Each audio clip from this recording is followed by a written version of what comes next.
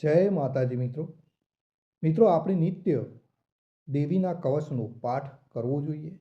તો કોમેન્ટની અંદર તમારી જે પણ કુળદેવી હોય એમનું નામ લખી દેજો. શ્રી દેવી કવચ. માર્કંડે કહે, હે પિતામહ, આ લોક વિશે જે કંઈ ગુપ્ત હોય અને ઉત્તમ હોય, મનુષ્યનું સર્વ પ્રકારે રક્ષા કરનારું હોય, અને આપે અત્યાર સુધી કોઈને ન કહ્યું હોય તેવું મને કહો. બ્રહ્માજી કહે, હે વિપ્ર, અત્યંત ગુપ્ત અને પ્રાણી માત્રને ઉપકારક તેમજ પવિત્ર એવું માત્ર દેવી કવચ જ છે, જે તમે સાંભળો. પ્રથમ શૈલીપુત્રી, બીજા બ્રહ્મચારિણી, ત્રીજા ચંદ્રઘંટા, ચોથા દેવી કુષ્માંડા, પાંચમા દેવી સ્કંદમાતા, છઠ્ઠા દેવી ક્યાત્યાયની, સાતમા દેવી કાલરાત્રિ અને આઠમા દેવી મહાગૌરી તથા નવમા સિદ્ધિદાત્રી છે. આ દેવીઓને નવદુર્ગા કહેવામાં આવે છે. તેમના આ નામો મહાત્મા બ્રહ્માએ કહ્યા છે. જે માનવી અગ્નિથી બળતો હોય, રણ સંગ્રામમાં શત્રુઓથી ઘેરાયેલો હોય અને કઠિન અને વિકટ સ્થિતિમાં મુકાયેલો હોય, તે આ કવચ પાઠ કરીને નવદુર્ગાને શરણે જાય તો તેનું એ કશું અમંગળ ન થતા બધી જ આપત્તિમાંથી મુક્ત થાય છે. તેને શોક, દુઃખ અને ભય આવતા નથી.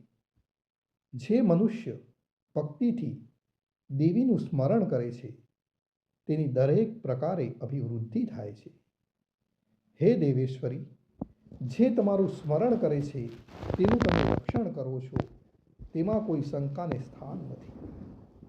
પ્રેત પાડા ઉપર બેઠેલ દેવી ચામુંડા, મહિષ પાડા ઉપર બેઠેલ દેવી વારાહી, હાથી ઉપર આરૂઢ દેવી ઐંદ્રી અને ગરુડ ઉપર બેઠેલા દેવી વૈષ્ણવી શક્તિ છે. વૃષભના પોઠિયા ઉપર આરૂઢ દેવી મહેશ્વરી છે અને મોરના વાહનવાળા દેવી કૌમારી છે. હસ્તમાં કમળને ધારણ કરનાર એવા હરિને પ્રિય દેવી લક્ષ્મી કમળના આસન ઉપર બેઠેલ છે. શ્વેત રૂપ ધારણ કરનાર એવા વૃષભના વાહનવાળા દેવી ઐશ્વરી છે. સર્વ આભૂષણોથી સુશોભિત દેવી બ્રહ્માણી હંસ ઉપર બેઠેલ છે. આ બધી નવશક્તિઓ યોગ શક્તિવાળી અનેક પ્રકારના અલંકારોથી તેમજ રત્નોથી શોભી રહી છે. આ સર્વ શક્તિઓ ક્રોધિત થઈ રથમાં બેઠેલ છે. એ શક્તિઓએ શંખ, ચક્ર, ગદા, શક્તિ, હળ, મુસળ, ભાલો, ફરસી, પાસ, બરછી, ત્રિશૂળ, ધનુષ્યબાણ આદિ આયુધો ધારણ કરેલ છે. તેઓ દૈત્યોના વિનાશ માટે અને ભક્તોને અભય કરવા માટે તેમજ દેવોનું કલ્યાણ કરવા માટે આમ કરેલ છે. હે દેવી મહારૌદ્ર, હે મહાન ઘોર પરાક્રમવાળા, હે મહાન બળવાળા, મહા ઉત્સાહવાળા અને મોટા ભયનો નાશ કરનાર એવા આપને હું પ્રણામ કરું છું. મુશ્કેલીઓથી જોઈ શકાય તેવા અને શત્રુઓનો ભય વધારનારા દેવી મારું રક્ષણ કરો.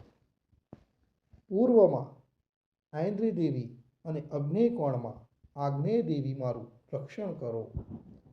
દક્ષિણમાં વારાહી દેવી, નૈઋત્ય કોણમાં ખડગધારિણી દેવી, પશ્ચિમમાં વારુણી દેવી અને વાયવ્ય કોણમાં મૃગવાહિની દેવી મારું રક્ષણ કરો.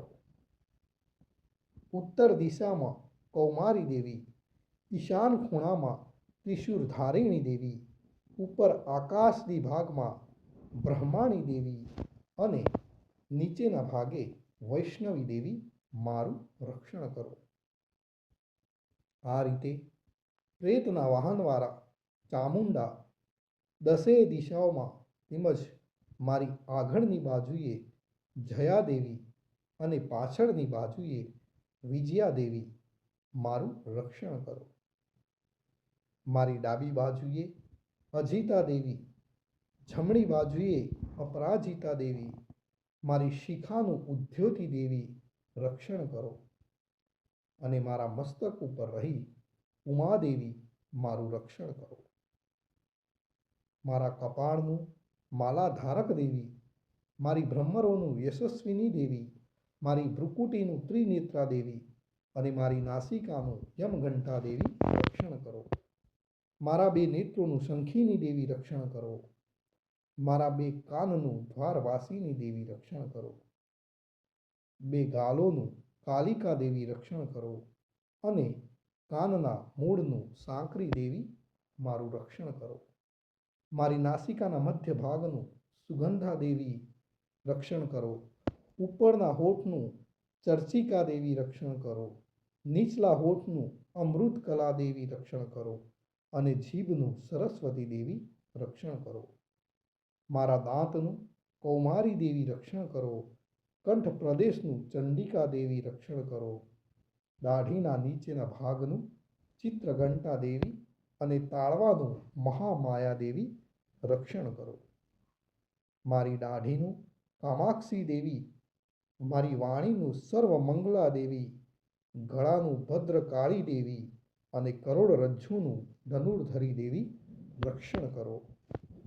મારા કંઠના બહારના ભાગનું નીલગ્રીવા દેવી રક્ષણ કરો. અન્નનળીનું નલ કબૂરી દેવી રક્ષણ કરો. બે ખભાઓનું ખડગધારીની દેવી રક્ષણ કરો અને બે બાહુઓનું વ્રજધારીની દેવી રક્ષણ કરો. મારા બે હાથોનું દંડીની દેવી રક્ષણ કરો. આંગળીઓનું અંબિકા દેવી રક્ષણ કરો.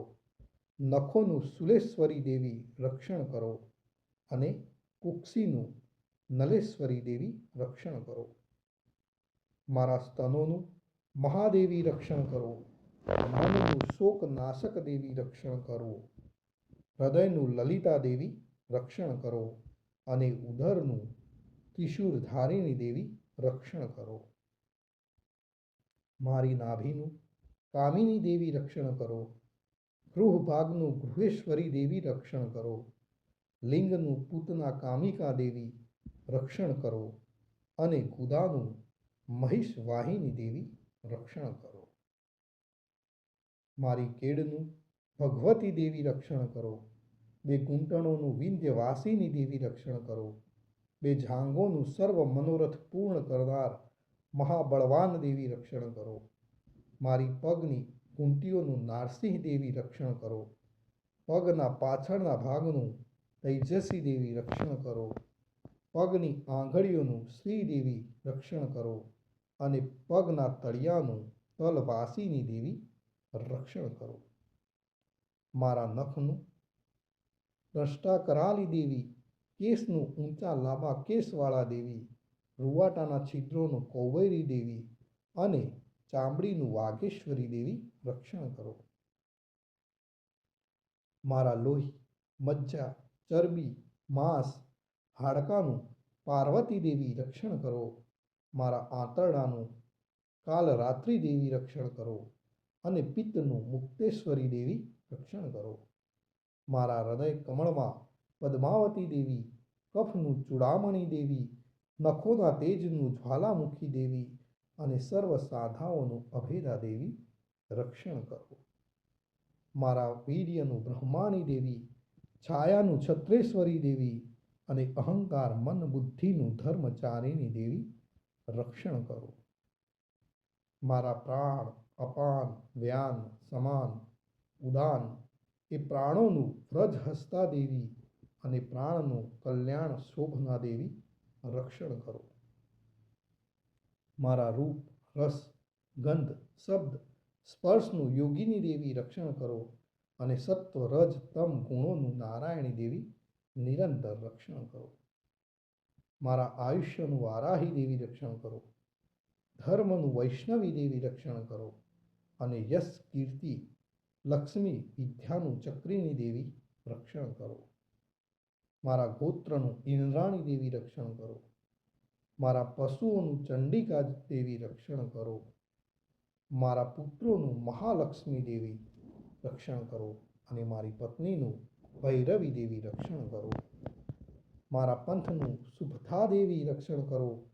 માર્ગનું ક્ષેમ કરી દેવી રક્ષણ કરો. રાજદ્વારમાં મહાલક્ષ્મી દેવી અને યુદ્ધમાં જયવર્ધિની દેવી રક્ષણ કરો. જે સ્થાન વિશે કવચમાં કહેવામાં ન આવ્યું હોય એ રક્ષા વગરના તે સ્થાનમાં પાપ નાશીની જયંતી દેવી મારું રક્ષણ કરો. આમ જે મનુષ્ય પોતાનું કલ્યાણ ઈચ્છતો હોય તેણે આ કવચનો પાઠ કર્યા વિના એક ડગલું પણ ભરવું નહીં.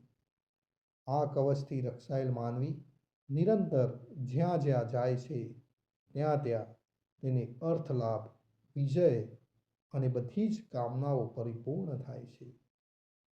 આ પૃથ્વી પર માનવી જે ચિંતન કરે છે તે તેને ચોક્કસ મળે છે, તેમજ અતુલ્ય ઐશ્વર્યને પ્રાપ્ત કરે છે. આ કવચથી રક્ષાયેલ માનવી પૃથ્વી પર નિર્ભય થાય છે. તે સંગ્રામમાં પરાજય પામતો નથી. તે ત્રણેય લોકમાં પૂજનીય બને છે. આ દેવી કવચ દેવોને પણ દુર્લભ છે.